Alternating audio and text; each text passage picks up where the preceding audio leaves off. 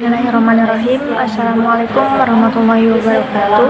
Perkenalkan, nama saya Ris Nurul Maulidah dengan NIM 2008304058 dari jurusan Ilmu Al-Quran dan Tafsir semester 5 kelas B. Di sini saya akan sedikit menjelaskan mengenai penelitian terdahulu. Pembahasan pertama yaitu pengertian penelitian terdahulu. Menurut Randi, penelitian terdahulu adalah suatu yang menjadi acuan peneliti dalam melakukan penelitian, sehingga dapat memperkaya teori yang digunakan dalam mengkaji suatu penelitian yang akan dilakukan. Dapat diartikan bahwa penelitian terdahulu adalah suatu pembanding dari penelitian yang sudah ada dengan penelitian yang akan dilakukan. Penelitian terdahulu juga dapat diartikan sebagai sumber lampau atau sumber yang pernah ada dari hasil penelitian yang kemudian digunakan oleh peneliti sebagai pembanding dengan penelitian yang akan dilangsungkan. Dengan demikian, penelitian terdahulu ini dapat dijadikan acuan atau pijakan yang kuat pada penelitian, karena dengan adanya penelitian terdahulu ini, landasan teorinya menjadi lebih jelas, valid, dan bahkan sudah memiliki hipotesis yang dibuat berdasarkan riset dalam penelitian yang penting untuk dilakukan. Selanjutnya yaitu tujuan penelitian terdahulu. Di sini terdapat 3 tujuan, diantaranya yaitu yang pertama, penelitian terdahulu berguna untuk mengetahui bagaimana metode penelitian dan hasil-hasil penelitian yang dilakukan. Penelitian terdahulu digunakan sebagai tolak ukur peneliti untuk menulis dan menganalisis suatu penelitian.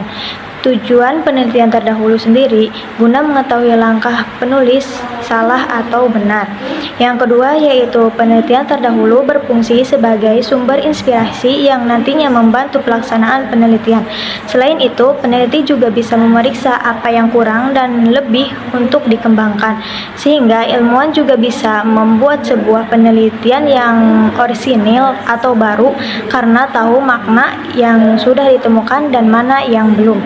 Yang ketiga yaitu penelitian terdahulu berfungsi agar penelitian bisa mempunyai hasil maksimal karena terdapat tujuan penelitian untuk mengembangkan penelitian, memperbaharui aplikasi penelitian, dan bahkan membuat penelitian yang original dan dengan solusi mutaakhir. Selanjutnya di sini ada manfaat penelitian terdahulu. Penelitian terdahulu berguna untuk mengetahui bagaimana metode penelitian dan hasil-hasil penelitian yang dilakukan. Penelitian terdahulu digunakan sebagai tolak ukur peneliti untuk menulis dan menganalisis suatu penelitian. Adanya penelitian terdahulu ini agar peneliti dapat menghindari plagiasi serta dapat memacu peneliti untuk melakukan penelitian dan memperoleh solusi yang baru dan original. Penelitian terdahulu akan memudahkan kita dalam menemukan langkah-langkah yang sistematis untuk menyusun penelitian dari segi teori dan konsep. Penelitian terdahulu dapat digunakan sebagai acuan atau referensi untuk memudahkan kita membuat penelitian secara keseluruhan.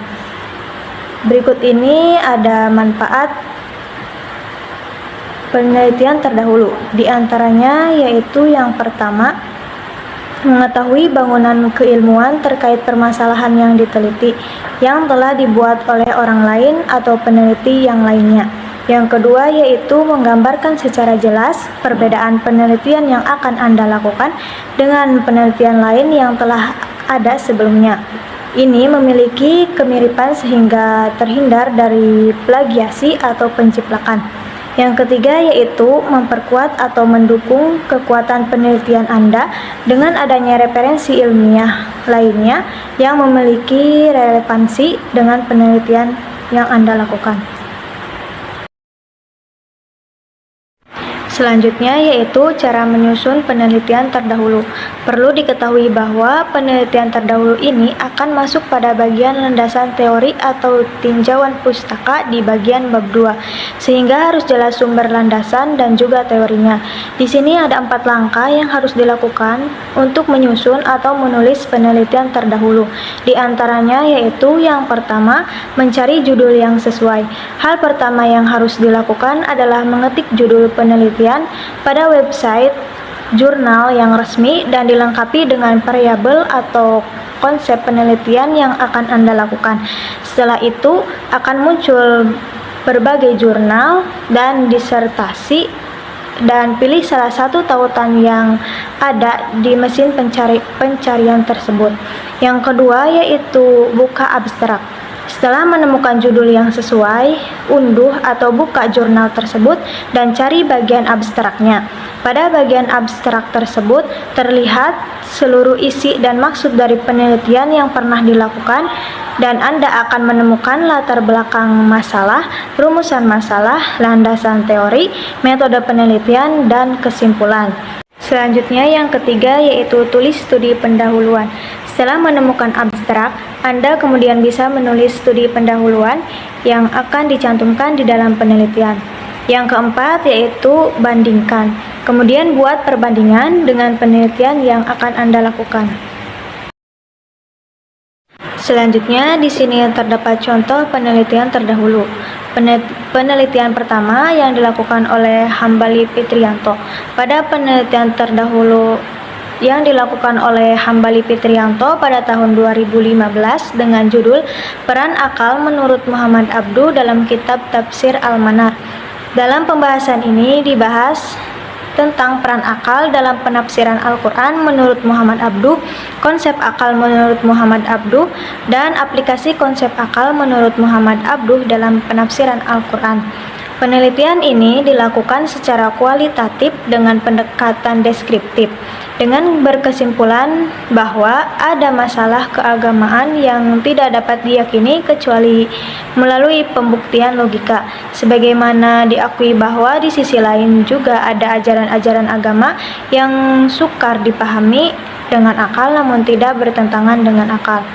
Penelitian yang kedua yaitu yang dilakukan oleh Rian Adriansyah pada tahun 2018 dengan judul Konsep Akal dalam Tafsir Al-Misbah, yang memuat akal dalam Tafsir Al-Misbah karya Muhammad Quraisy Shihab, yaitu membahas ayat-ayat yang berhubungan dengan akal.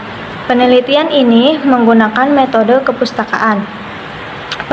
Peneliti berkesimpulan bahwa akal dalam pandangan Quraisy Shihab adalah daya pikir yang bila digunakan dapat mengantar seseorang untuk mengerti dan memahami sesuatu yang dipikirkan.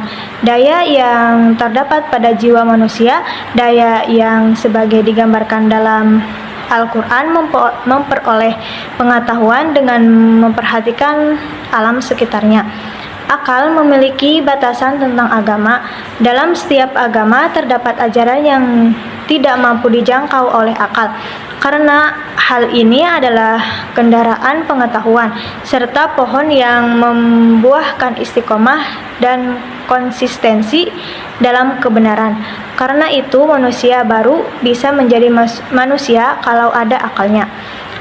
Dapat dilihat dari kedua penelitian tersebut terdapat perbedaan, diantaranya yaitu penelitian pertama menggunakan penelitian dengan cara kualitatif dengan pendekatan deskriptif, sedangkan penelitian yang kedua menggunakan cara kepustakaan. Kemudian penelitian yang kedua menjelaskan tentang konsep akal, sedangkan penelitian yang pertama menjelaskan tentang peran akal. Mungkin itu saja yang bisa saya sampaikan. Terima kasih atas perhatiannya. Kurang dan kurangnya mohon maaf. Wallahul muwaffiq ila aqwamit thoriq. Wassalamualaikum warahmatullahi wabarakatuh.